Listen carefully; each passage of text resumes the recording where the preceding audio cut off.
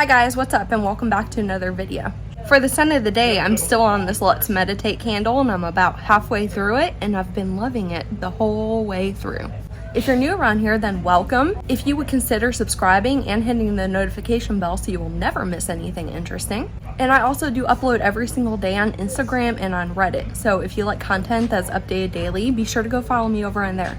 So today's video isn't anything new. We're just gonna do a usual Sunday tutorial. And for the palette of the week, we have the Half Caked Makeup Snack Pack palette. And everything that I've tried thus far from Half Caked Makeup has been really spot on. So I was really intrigued by their eyeshadow palette formula. And this is just something I picked up from BoxyCharm pop-up. And I just wanted to give it a try. Here's a quick peek at the inside color story of what we're gonna be working with today. And the look that we're gonna be creating is called a filled wing. And actually it's quite a fun look, so if you're interested in learning how to do this look and seeing a review on this palette, then stay tuned.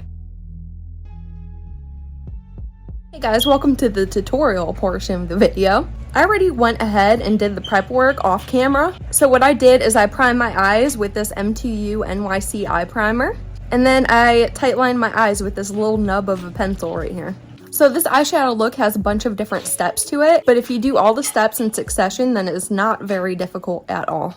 And I actually try to find ways to make it easier. So whenever I hit some of those spots, I'm gonna quickly throw those little tidbits in there. So the first brush up, and a brush that you're gonna need for a lot of this look, is a really tiny eyeliner brush. And this is just one that I picked up from some random nail set on eBay. And I'll have this link down below if you're in need of a brush like this. It's been working really good for me so far. So the first step that we're gonna do is go into a shade called Shake and Bake. And what we're gonna do is we're gonna create a wing shape on our eye with the shadow. Now the reason why we're doing it with a shadow first is because if you make a mistake on your wing, it's just really easy to fix. If you go right in with your black eyeliner, it's not very easy to fix. So I always like to do the prep steps with an eyeshadow first and then just trace over it with my more permanent option. So I have that shadow on my brush, and what I'm gonna do is I'm gonna start with my outer part of the wing first. And I'm taking this into a very straight line past my eyebrow this time. Now we're going to be filling in this wing with some eyeshadows, so you kind of want to keep that in your mind while you're making the interior portion of the wing. So I keep my eyes at a relaxed state because I do have hooded eyes. And I just start over here, just so I can see it. And start forming my line. And you kind of want to try to keep this part as straight as you can, and you want to meet it over to the edge of this other part that we drew over here.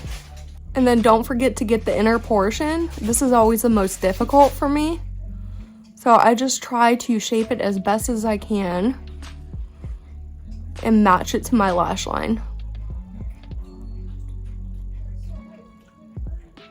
So once you get your initial shape on there, you can go through with the same shade and kind of deepen it up so you can actually see your line. And if at this point you made any mistakes, just easily wipe it off and restart. It's very simple. Now, if there's going to be a difficult part in this look, this is the most difficult part. And what we're going to do is we're going to trace this entire eyeshadow outline with a black liquid liner. Now, also you can trace this with a gel pot liner, and I think it would turn out better like that, but I don't have one, so I couldn't tell you if that's the case or not. But I do have a black liquid liner, so that's what I'm going to use.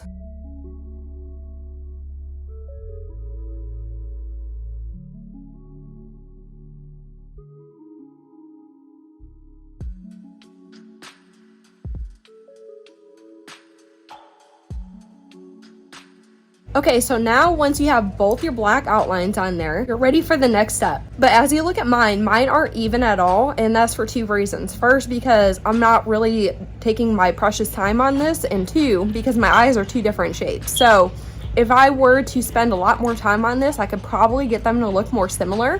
So I definitely recommend for you to try, but I'm not really caring about that right now. I just want to show you guys how to do this look. So once we get that line on there, we're going to take some micellar water and a Q-tip, and we're going to go in here and try to thin out this line a little bit. You kind of want the line to have uniformity all the way across. Now once you get that done, we're ready to go into our next shade, which is called Fruit Snack. And we're going to put this in the interior portion of the wing, but you don't want to cover up the black line. And next we're gonna dip into the second neon pink, which is called Push Pop. And we're gonna put that secondary right here. So what I like to do is I like to place a shade in its proper spot first before I start any kind of blending.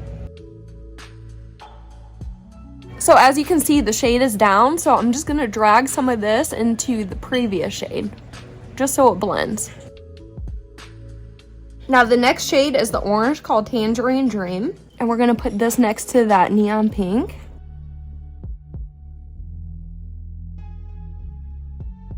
And the last shade we're going to dip into is the yellow called Pucker Up. And of course, we're going to put this in this little last section right here.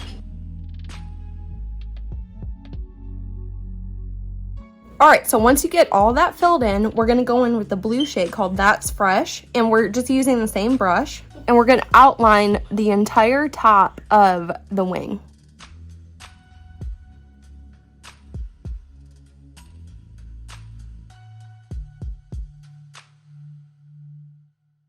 Once you get the blue outline done, then we're going to go into the purple called Wild Berry, and we're going to outline this little bottom section of the wing down here. Now before we do our lower lash line, we have to do our waterline, so I'm just going in with a pink eyeliner. Now you can change up brushes if you want to, but I just use the same little eyeliner brush, and I'm going to the white shade called Holy Cannoli. And I am just going to apply this directly to my under eye, very tightly to the lash line.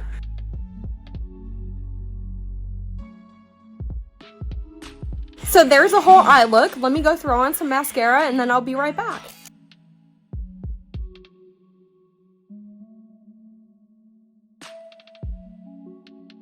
Hey guys, so here's the finished look. And like I always say, if you want to see it with some bold lashes, be sure to check out my Saturday pictorial, and I will have that link down below for you. But if you're ready to get into part 2 of this video, which is the review, then let's get started. Guys, welcome to the review. Here's the palette again. It is a 9-pan, so it's kind of small, and it does come with an outer sleeve, and it looks the same as the palette, and this is just cardboard packaging. And when you open it up, there is a little mid-sized mirror inside, and then you will have a 9-shade color story, and each shadow in here weighs 1.5 grams. And these shades in here are a mixture of pressed pigments and eyeshadows. And I would consider this more of a rainbow-esque pastel color story. And there is only one formula in here, and that is mattes. So while I was using this, the matte formula for me worked pretty well. It layered nicely, it blended nicely, it was very saturated. But I did notice that while I was using some of the shades, they were very powdery on my brush, which led to a lot of fallout and almost a chalky-like feel to them. So this is not my favorite matte formula by far, but it is a pretty decent formula. So looking at the color story again, there's really a lack of any depth in this palette, so it's pretty much a one-way street. All your looks are going to be the same tone. I'm going to quickly throw up some swatches that I took from this palette so you can see how every shade looks swatched out.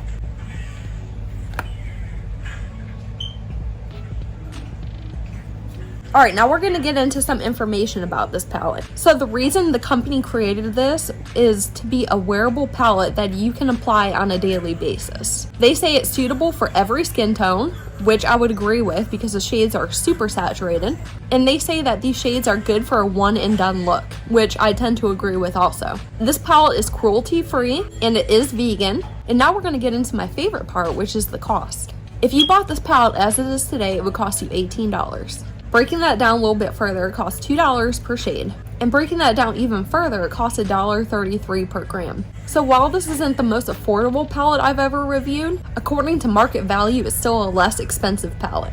Alright guys, so now we're going to get into my recommendation. So upon using this, I didn't get any patchiness or any creasing whatsoever. I did get a significant amount of kickback and fallout, so this is definitely an eyes before base type of palette. But I definitely think this is a great addition to any collection out there. It's not something that you see every day and is great for a very soft, bold look. And there are 3 reasons why I recommend this. First, it has some really good blending shades in here, so if you're creating gradients, this would be a good palette to pull for some of the lighter blending shades. Secondly, each shade in here is very opaque. Even when blended out, it doesn't lose any of its richness. And lastly, this palette is so tiny that it takes up minimal space in your collection. So guys, that was today's video. I hope you loved it and found it helpful. And if you did like it, I would appreciate a big giant thumbs up. And if you didn't like it, hit the thumbs down button. And until next time, bye.